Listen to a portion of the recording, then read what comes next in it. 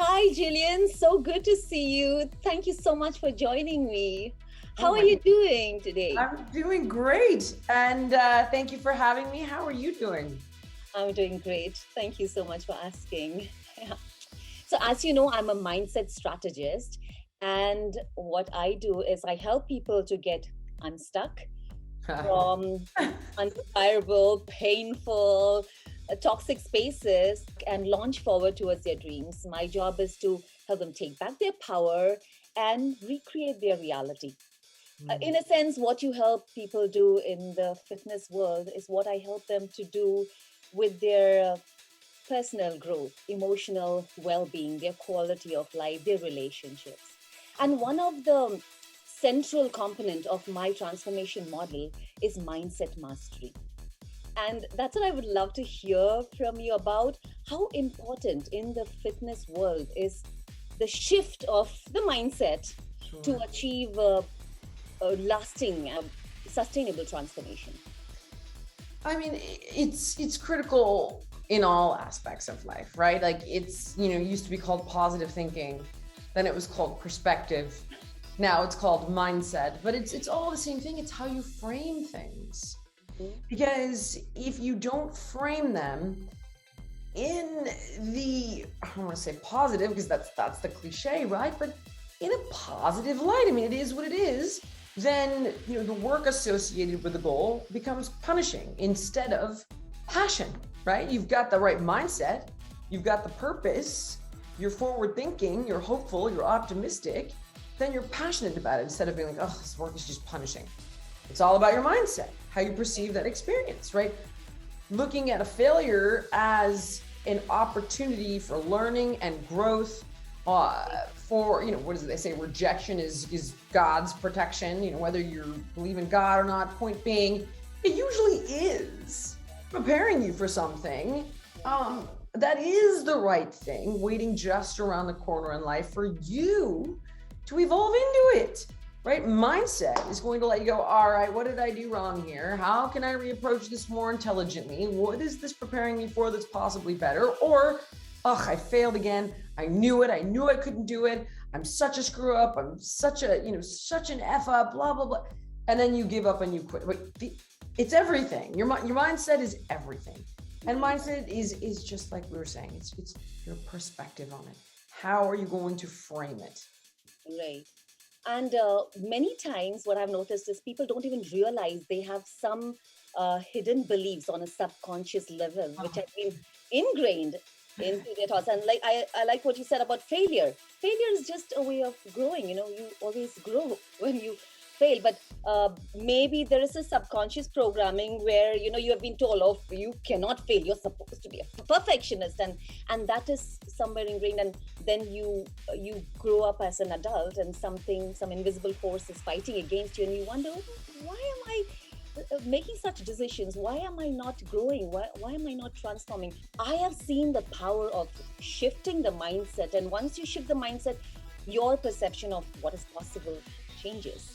Your perception of what you are capable of changes. So thank you so much. It was nice to hear your view on that. So Jillian, you are an expert in fitness and you're a certified nutritionist, and people hire you to fix and improve their bodies. Yeah. And in a way, people hire me as a certified master mindset coach to fix and improve their lives, to maybe discover their greater purpose in life, maybe to get unstuck, to find satisfaction in what they are doing. And in my observation, Jillian, I don't know whether you have seen this, uh, people set standards of success and happiness for them, and they do, many of them accomplish that, but they do not experience the joy and the satisfaction and the happiness and the abundance that they expect would accompany those successes. Yeah. And one of the root cause for that is their goals are not in alignment with their core self. And that is one of my foundational component in my personal transformation triad. And I talk about it in my book, Redefine Your Success Metrics, where I talk about the importance of understanding that you are unique. I like to say you are an original without a copy. You are wonderfully and fearfully and uniquely created, and there's no one size fits all formula that can make you happy or that can give you the satisfaction. Each one is unique. So, Jillian, in the fitness world, is it that important, the originality of a person? If so, how important is it to align yourself with your core being? And how do you draw the line between being Well, original and transformation?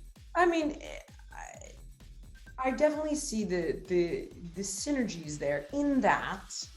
Um, let's just say, I wouldn't say necessarily original, but individual is what Uh-huh. matters. So, for example, I could give you a dish that has shrimp, and Mm-hmm. it might help you lose weight, right? It's like, oh, it's shrimp salad with this and this and this, and it's so good for you.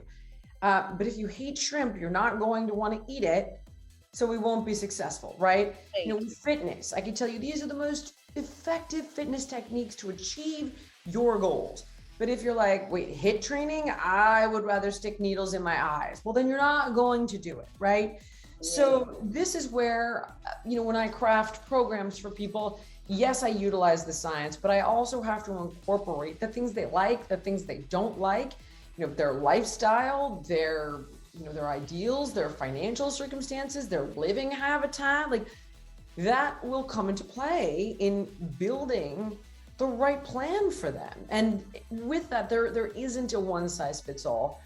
Because to be fair, the science of fitness and nutrition really, I mean, there are nuances, but not significant enough to make a difference. If I cut calories and gave you whole foods and moved your body, I guarantee almost everybody in the world would have the same outcome at a Yeah. different pace, maybe to varying degrees, but the outcome will be the same.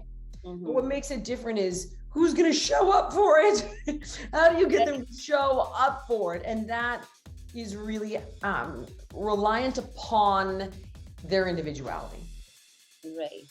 Another thing I want to ask you is, you are such a busy person. You have built a fitness empire and you have your personal life, and there are so many roles you play, and each one has its own demands and expectations.